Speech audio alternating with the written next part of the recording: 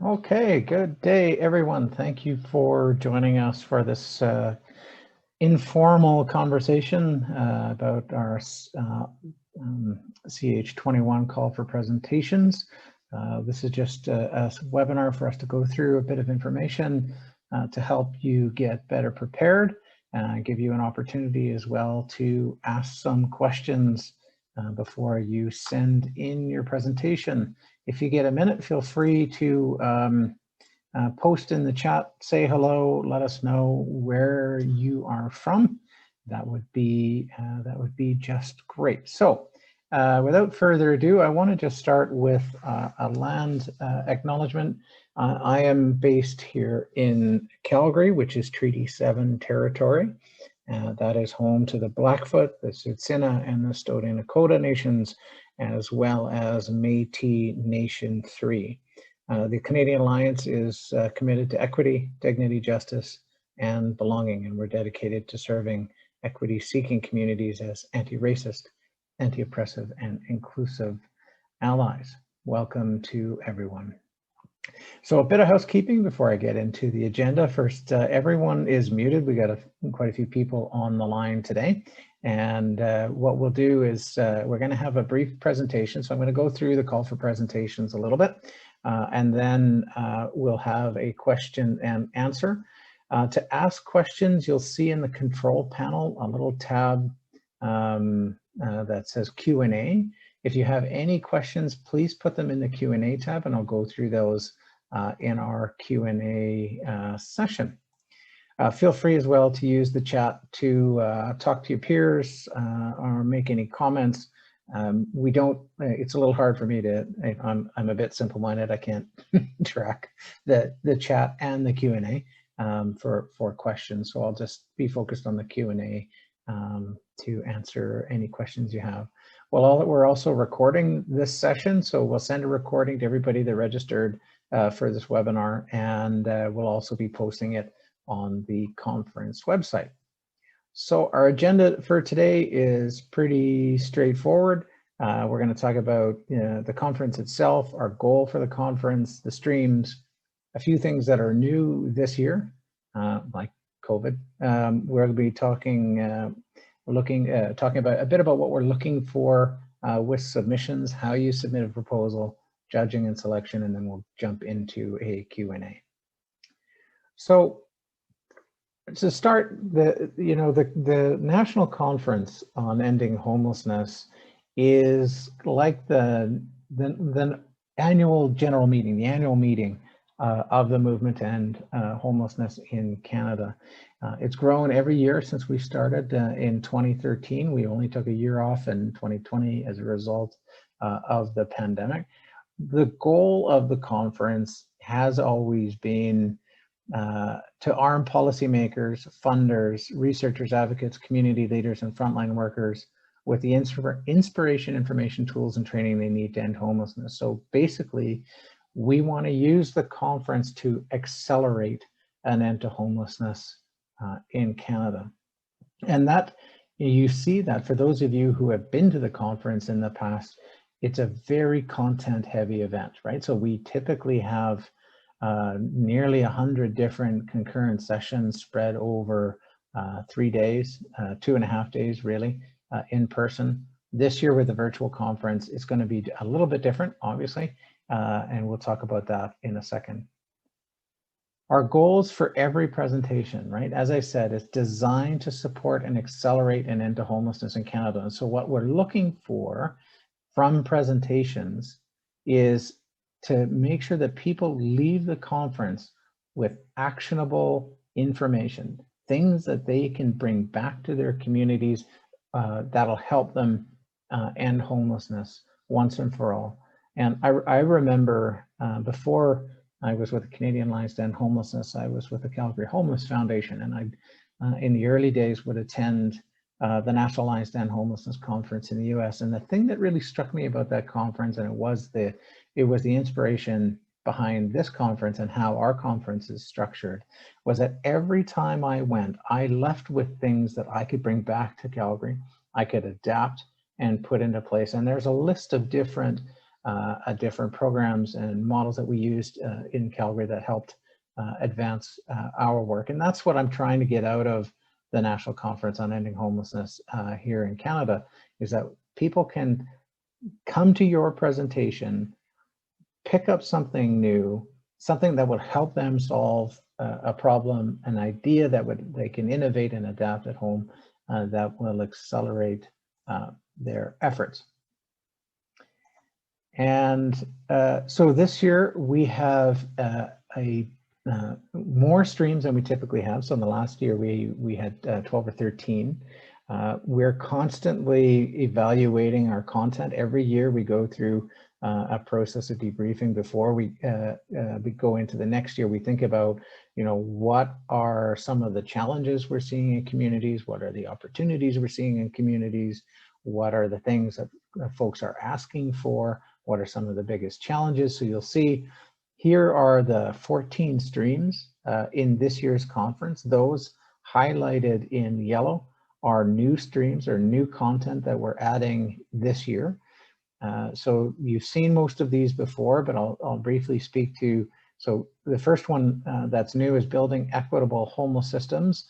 We've all recognized that, I think collectively all, not just the Alliance, but collectively all, we've recognized that, that homeless systems are, for example, part of the machinery of colonization. Housing systems and homeless systems are part of the machinery of colonization. We know that for some populations, LGBTQ2S, women, Indigenous folks, racialized communities, often homeless systems don't function well for them. So we're beginning to think about, how do we build equitable homeless systems?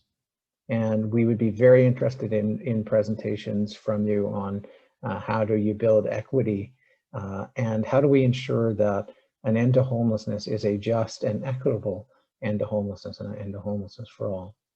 We have introduced a new lived experience stream in partnership with the Canadian Lived Experience Leadership Network. Again, that's an opportunity for us to elevate the voices of lived experience, to make sure to understand ending homelessness from the perspective of people lived experience. In the past, we've tried to integrate lived experience across the streams. Here we wanted to ensure that there's lived experience content in all of the streams, but we want to give space for people with lived experience to have their own sessions. We have adjusted the what used to be the leadership planning and practice stream to more focus on leadership competencies for people who are leading homeless systems. So we have a leadership improvement and change management stream where we're hoping to develop content for community leaders and organizational leaders across the country. We wanted to look at pandemic response and recovery. So what has worked well? How did we get through this together? What were some of the positives? What are things we've learned? What are things we've learned that will help us accelerate our work in the future? How do we as a sector and as communities and organizations, how are we going to recover from the pandemic? And that will be a new area, and also unique populations. And this is somewhat tied to the equitable homeless systems, but there are populations within homelessness in Canada, within housing need in Canada, seniors, Indigenous people, veterans, LGBTQ2S communities, racialized communities, others that have unique and specific needs. We want to create space for those communities to present at the conference as well, and to learn about homelessness and housing need and ending homelessness from their perspective. I want to just pause for a second to say thank you to our partners. The conference itself is actually built as the Alliance. The Alliance is an alliance, and the terms mean we work with allies, we work with different groups, and we have from the beginning. And the conference again is one opportunity or one place where we work with a series of partners to deliver the conference. So our youth homelessness prevention stream is supported by A Way Home. The research, policy and prevention streams, the research and policy and prevention streams are supported by the Canadian Observatory on Homelessness. We have healthcare and homelessness stream with Canadian CNHC, Canadian Network for Health and Housing of People Experiencing Homelessness. Our lived experience, as I mentioned, in partnership with the Lived Experience Leadership Network, the Rural and Remote Stream with the National Alliance to End Rural and Remote Homelessness and Women's Homelessness with the Women's National Housing and Homelessness Network. These partners help us design the streams themselves, design the call for presentations that you have seen. They also help us on the selection of the scoring and selection of the different program concurrent sessions. So I want to talk a bit about what's new this year. First of all, obviously, it's a virtual conference. We felt that in November, when we began planning this in January, we felt in November it was perhaps still too soon for us to gather in person. There's potentially, the ongoing health risks associated with COVID. People may or may not have the capability or ability to travel. We know that COVID has really impacted the homeless sector, so it's unlikely that as many people would be able to travel around the country as we might have before. So a virtual program requires a shorter conference, so it's over 2 days, 2 4-hour days. And so we'll have fewer sessions. So we'll have we have the 14 streams. There'll be 4 sessions in each stream. So there's 56 sessions total, and the sessions themselves will be shorter. So it used to be that we had a 90-minute session or 90-minute concurrent sessions, which would allow for 3 presentations plus question and answer. Here we're going to have a shorter program or shorter sessions, only 60 minutes.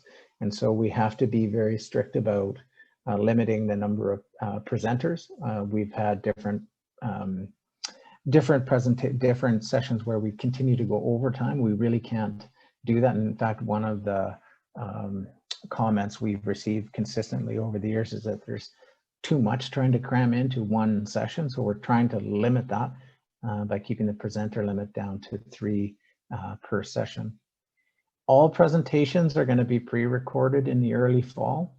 We may do a few that are live, but probably we'll have everything pre-recorded in the early fall. But we're going to ask that presenters will be present and online during their session to engage in the chat. So it'll be important to have some engagement and networking in the conference itself. So we're going to make sure that we're going to ask that presenters are present during their session. All sessions are going to be recorded and will be made available online following the conference. So if you're not comfortable with being on camera and being recorded, we may not be able to present at this time.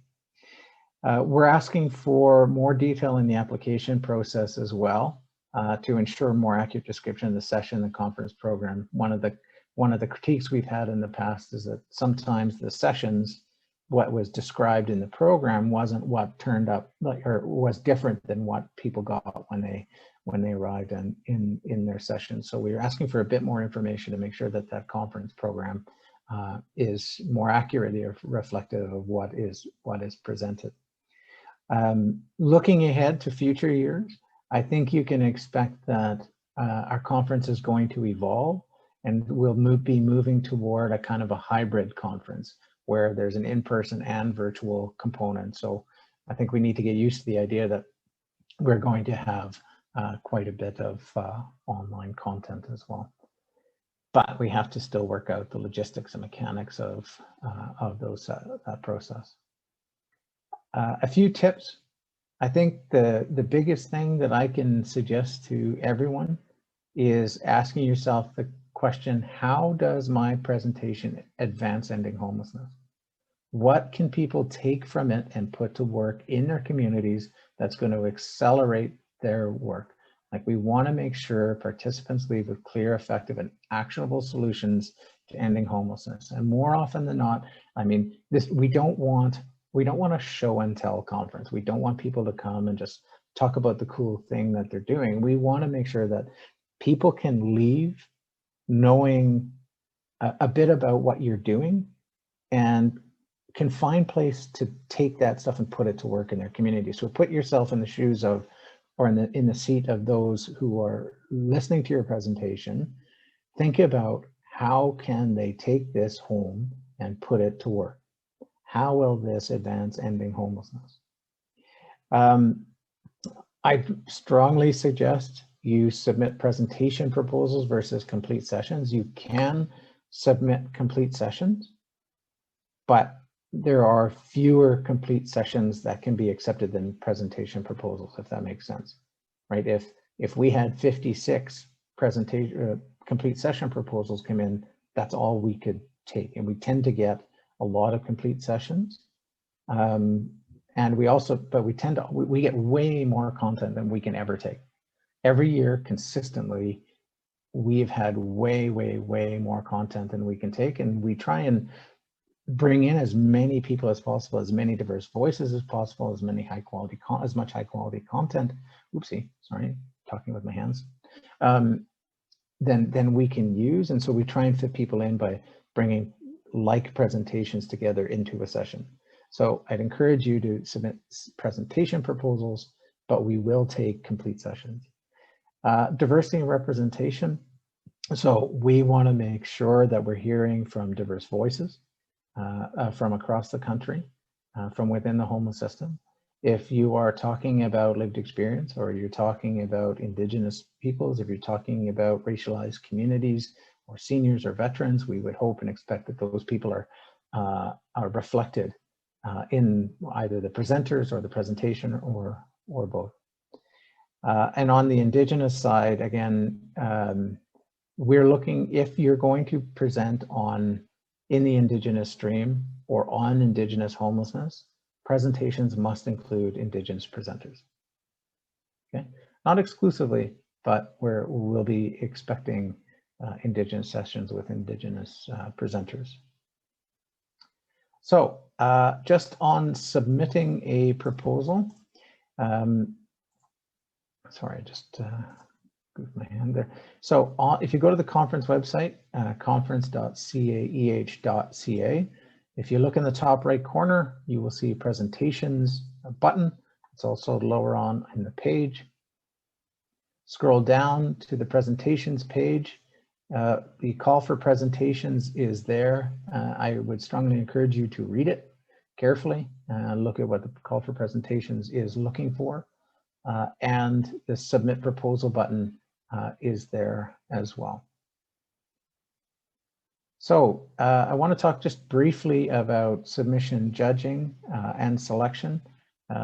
If you have any questions, now's a good time to start putting them in the Q&A. We're getting near the end of the presentation.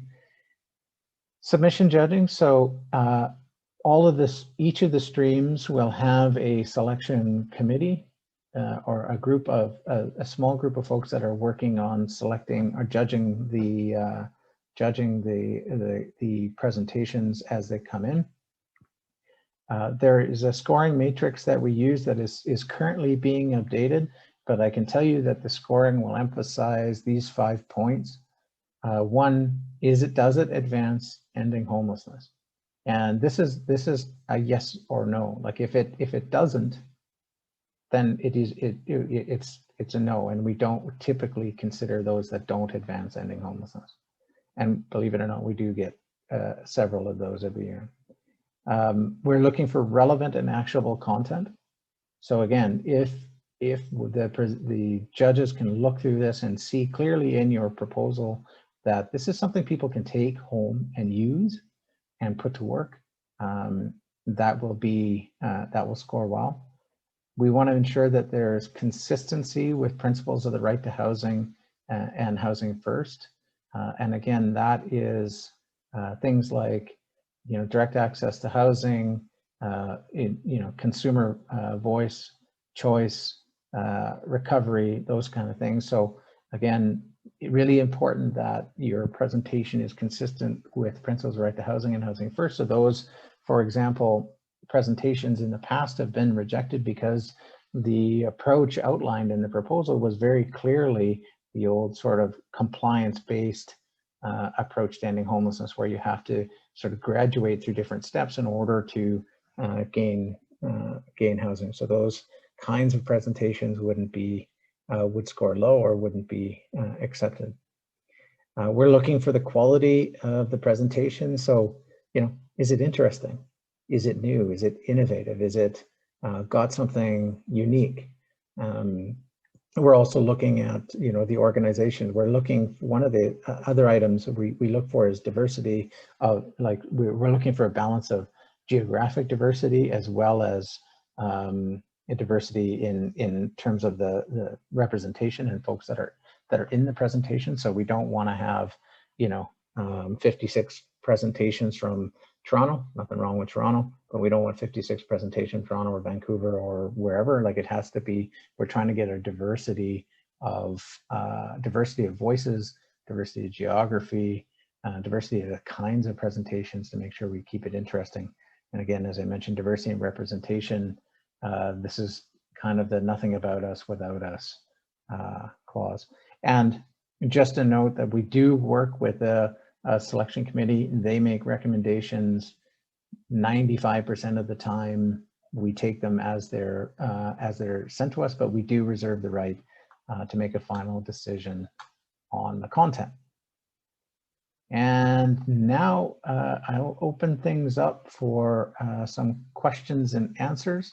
As I'm just opening the Q&A tab, just note, if you have any questions on the presentations or the call for presentations or the conference or anything, feel free to send an email to info@caeh.ca. Just note in the subject line that it is a conference question. Right, so just on to the questions. And again, I would also note that please put your questions in now if you can, and we'll get through as many of them as we can. So Alsara is asking, is the COH research and policy stream the only one academics can submit a proposal to, even if their research falls under one of the other streams? No, you know, academics are welcome to submit proposals to any stream at all within the conference. Okay, and another question is, which stream would be appropriate for an intersectional presentation by a youth with lived experience about pandemic employment outcomes for youth experiencing homelessness? Submit it to, in that case, I would submit it to the youth stream.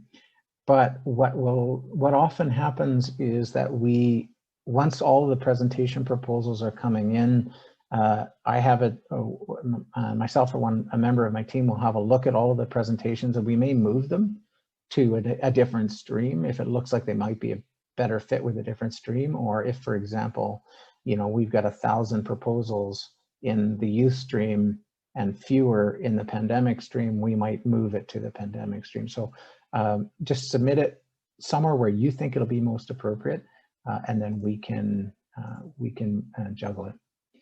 For the language of presentations, can you confirm that this refers to the oral portion, not the written portion of slides handled to the presentation? So very, very good point. So we will have simultaneous interpretation in some of the sessions. We're just working out how many at this point, and that really just comes down to budget, what we can afford to do. But we will have presentations. We will be able to do some presentations in French or English. And if you're going to present in French, please make the slides available in French. And we may look at translation, but we'll certainly look at simultaneous interpretation. Is there any flexibility on August 6th submission deadline? Unfortunately, no. We are behind the 8 ball this year a little bit on timeline, so we got to get the session selected, and trying to record 56 sessions with 3 presenters each is going to be a heck of a lot of work in the fall. So we really don't have a ton of flexibility.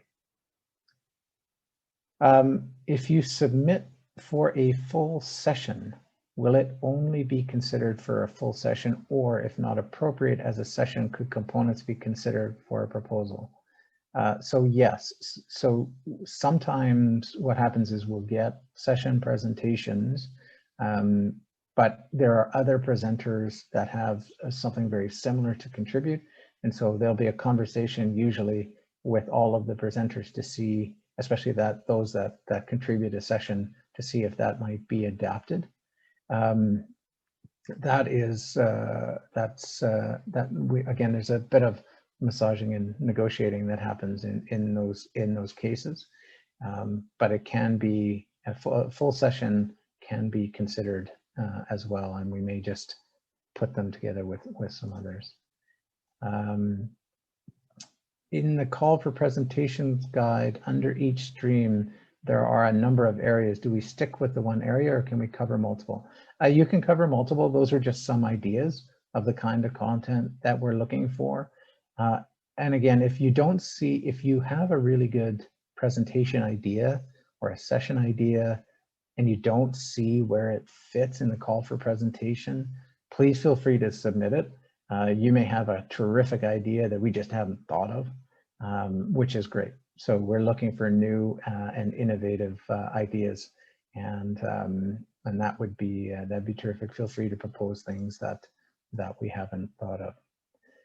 Great question here on, will the sessions be moderated? Yes, they all will be moderated.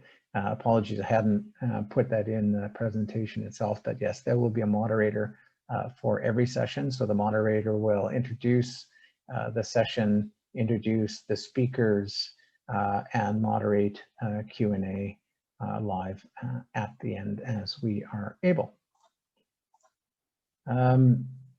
Question here, I would like to clarify whether a presentation in the needs of frontline workers in the homelessness support sector is considered contributing to ending homelessness, as workers are at different stages on the road to ending homelessness. Yes.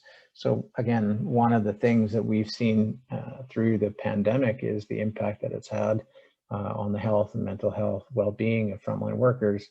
Frontline workers and staff are critical to ending homelessness. So yes, absolutely, that would count and be considered. Which stream would be appropriate for highlighting a new culturally appropriate and trauma-informed response to encampments?